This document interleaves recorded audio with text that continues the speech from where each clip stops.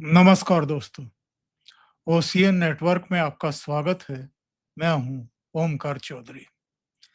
अभिषेक बनर्जी हों, ममता बनर्जी हों या टीएमसी के दूसरे नेता, वो चाहे अब जो बहानेबाजी करें, लेकिन फलता में जो पुनर्मतदान हुआ है और मतगणना हुई है, वहां का जो संदेश है, वो केवल दीवार पर बड़ा-बड़ा लिखा नहीं नहीं दिखाई दे रहा है। वो फलक पर, आसमान पर लिखा हुआ दिखाई दे रहा है कि अब टीएमसी के दिन लद चुके हैं।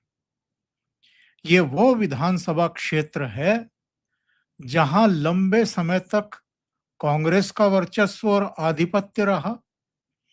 उसके बाद बहुत लंबे समय तक यहां पर वामपंथियों का कब्जा रहा। उसके बाद 2011 से लेकर के 2021 तक तीनों चुनाव टीएमसी ने जीते। यानी पिछले 74 साल में भारतीय जनता पार्टी या उसके पूर्ववर्ती जनसंघ या दूसरे दलों का यहां खाता ही नहीं खुला। 74 साल में पहली बार भारतीय जनता पार्टी जीती, और जब जीती तो वो कहते हैं ना कि छप्पर फाड़ करके उस स्थिति को प्राप्त हुई।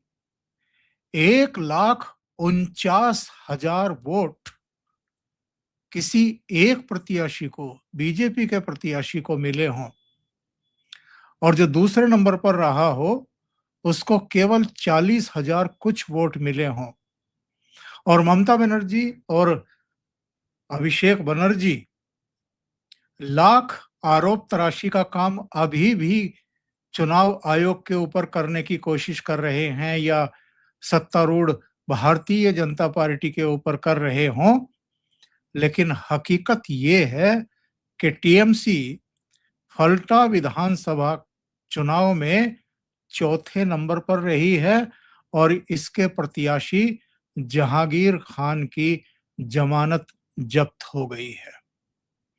वो 10% मत भी प्राप्त नहीं कर पाए, और एक्चुअल में अब पता चल रहा है लोगों को भी, और जो चुनावी विश्लेषण में दिलचस्पी रखते हैं, चुनावी गतिविधियों में, घटनाक्रम में, उतार-चढ़ाव में दिलचस्पी रखते हैं, उनकी भी अब समझ में आ रहा है कि मतदान से 36 घंटे पहले जहांगीर खान मैदान छोड़ कर के क्यों भाग खड़े हुए थे। जहांगीर खान को, अभिषेक बनर्जी को, ममता बनर्जी को बहुत अच्छे तरीके से ये एहसास हो चला था कि फलता में जनता का मूड एक्चुअल में क्या है। दो बयानों पर मैं पहले आता हूं। पहला बयान सुवेंदु अधिकारी का। उन्होंने कहा है कि ये तो अभी बस शुरुआत है। अभी हमें टीएमसी की अस्वीकृति की एक लंबी यात्रा देखनी है, लंबी यात्रा तय करनी है। यानी उसके प्रति लोगों की अस्वीकृति का भाव अभी लंबे समय तक देखना है। आने वाले दिनों में तृणमूल कांग्रेस के नेतृत्व को चुनाव में नोटा के खिलाफ एक कड़े मुकाबले का सामना करना पड़ेगा। अखिल भारतीय तृणमूल कांग्रेस को तो त्रिपुरा राज्य विधानसभा में नोटा से भी हार का मुंह देखना पड़ा था। पश्चिम बंगाल की जनता आने वाले दिनों में पश्चिम बंगाल में भी इस जोरदार मुकाबले को देखने का बेसब्री से इंतजार कर रही है। दूसरा बयान है प्रधानमंत्री नरेंद्र मोदी का। इस शानदार जीत के बाद, भारतीय जनता पार्टी की शानदार जीत के बाद, उन्होंने जो सोशल मीडिया अकाउंट है एक्स, उस पर लिखा कि फलता के लोगों ने अपना फैसला सुना दिया है। लोकतंत्र की जीत हुई है, और डराने धमकाने वालों वाली ताकतों की हार। फलता में रिकॉर्ड मत से जो अंतर से जीत हुई है, वो जीतने वाले देवांशु पांडा को हार्दिक बधाई। ये पश्चिम बंगाल की जनता का बीजेपी के प्रति अटूट विश्वास दर्शाता है। वैसे मैं आगे बढ़ने से पहले एक जानकारी दे दूं, ये 24 परगना जिले में कुल मिलाकर के 31 सीटें हैं और ये साउथ 24 परगना टीएमसी का गढ़ माना जाता है। 31 में से ये 11वीं सीट है जो भारतीय जनता पार्टी ने जीती है, यानी उसके अपने गढ़ में ही उसकी नींव हिल चुकी है, दरक चुकी है। फल्टा के अलावा सागर, काकद्वीप, गोसाबा, सोनारपुर के साथ साथ जादवपुर, टोलीगंज, बेहला पूर्व पश्चिम, इन इलाकों में भी भारतीय जनता पार्टी ने पहली बार जीत दर्ज की है। हालांकि बसंती, कुलतली, इसके अलावा रायदीघी और बजबल जैसी सीटों पर टीएमसी अपनी पकड़ बनाए रखने में कामयाब रही है। लेकिन एक बात जरा सोचिए, मैं इसके डिटेल देख रहा था जाकर के कि किसको कितने वोट मिले हैं। देवांशु पांडा जो भारतीय जनता पार्टी के कैंडिडेट हैं, 1,49,666 वोट, करीब करीब 1.5 लाख वोट मिले हैं। शंभुनाथ कुर्मी जो सीपीआईएम के हैं, उनको 40,645 वोट मिले हैं, यानी दूसरे नंबर पर सीपीआईएम रही है। यहाँ पर तीसरे स्थान पर कांग्रेस रही है। अब्दुल रज्जाक को 10,084 वोट मिले हैं और टीएमसी यानी जहांगीर खान जो अपने आप को पुष्पा बताता था, और अजय पाल शर्मा जो आईपीएस भी हैं उत्तर प्रदेश कैडर के, और जो चुनाव आयोग के ऑब्जर्वर थे, जब वो तमाम तरह की शिकायतों के बाद इनके यहाँ पहुंचे और इनके समर्थकों को कहा कि घरों में जाकर के लोगों को धमकाना बंद करें और अगर ये शिकायत दोबारा मिली तो फिर रोना मत, बाद में छाती मत पीटना, ऐसी कड़ी कार्रवाई करेंगे। और जहांगीर ने कहा था कि अगर वो अपने आप को सिंघम समझ रहे हैं तो मैं भी पुष्पा हूं। तो वो पुष्पा इतना डरपोक और इतना कायरपन दिखाया उसने कि वो मतदान से 36 घंटे पहले ही भाग खड़ा हुआ। उसको केवल 7,783 वोट मिले हैं। तो अब अंदाजा हो गया है कि एक्चुअल में अभिषेक बनर्जी को, ममता बनर्जी को और जहांगीर खान को इस बात का बहुत अच्छे तरीके से एहसास हो गया था कि फलता का रिजल्ट क्या आने वाला है। 2-3 बयान आज देखने को मिले मुख्यमंत्री शुवेंदु अधिकारी के। उन्होंने कहा कि अभी तो इनको आने वाले दिनों में नोटा से मुकाबला करना है, यानी इतने कम आने वाले हर स्तर के चुनाव में टीएमसी को मिलने वाले हैं कि वो नोटा से मुकाबला करती हुई दिखाई देगी। दूसरे, उन्होंने कहा है कि इस नतीजे के बाद, यानी फाल्टा में जो नतीजा आया है, इसके बाद टीएमसी की जो असलियत है वो खुल करके सामने आ गई है। ये माफिया कंपनी की तरह काम कर रही थी। सत्ता गंवाने के बाद इसका असली नंगा सच पब्लिक के सामने आ गया है। चुनाव जीतने के लिए ये सरकारी मशीनरी का जम करके दुरुपयोग करते थे, जनता से पैसे लूट रहे थे। सिंडिकेट और धमकियों के कल्चर की वजह से ये लूटपाट जारी थी और पूरे राज्य को इन्होंने अपनी निजी जागीर समझ लिया था। देखिए, होता क्या है कि अगर हम पीछे जाएँ, तो 1977 तक कांग्रेस का शासन हुआ करता था। सिद्धार्थ शंकर रे कांग्रेस के आखिरी मुख्यमंत्री थे। फिर वामपंथी आ गए, ज्योति बाबू मुख्यमंत्री बने। सन 2000 तक वो मुख्यमंत्री बने रहे लगातार 77 से 23 साल तक।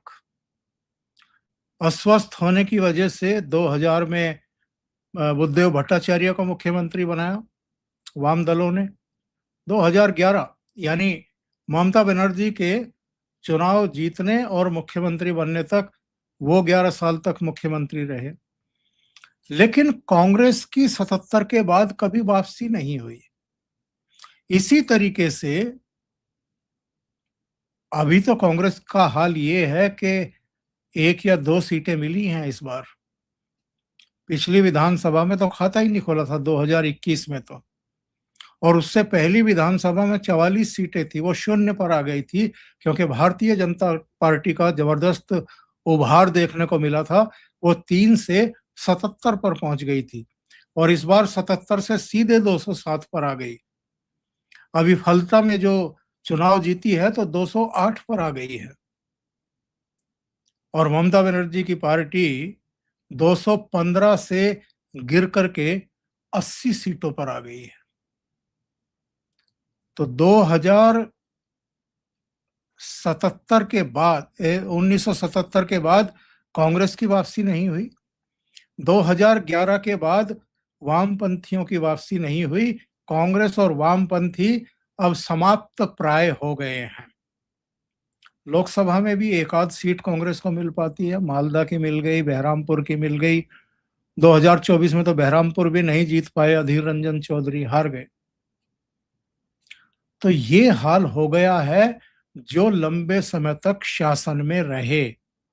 और अब चूंकि 15 साल टीएमसी का शासन रहा और टीएमसी की जितनी बुरी हार हुई है 2026 के इस विधानसभा चुनाव में और भारतीय जनता पार्टी को जो प्रचंड बहुमत मिला है, इसका संकेत और संदेश ये है कि अब लंबे समय तक जैसे कांग्रेस वापसी नहीं कर पाई, जैसे वामपंथी वापसी नहीं कर पाए, इसी तरीके से अब टीएमसी भी वापसी नहीं कर पाएगी। जो मिजाज है पश्चिम बंगाल का वो यही है कि जिसको विदा करो, जूतों की माला गले में डाल करके विदा करो, हमेशा के लिए विदा करो और जिसको चुनो उसको लंबे समय के लिए फिर शासन का अवसर दो, उसको आजमाओ, 1 बार, 2 बार, 3 बार, 4 बार।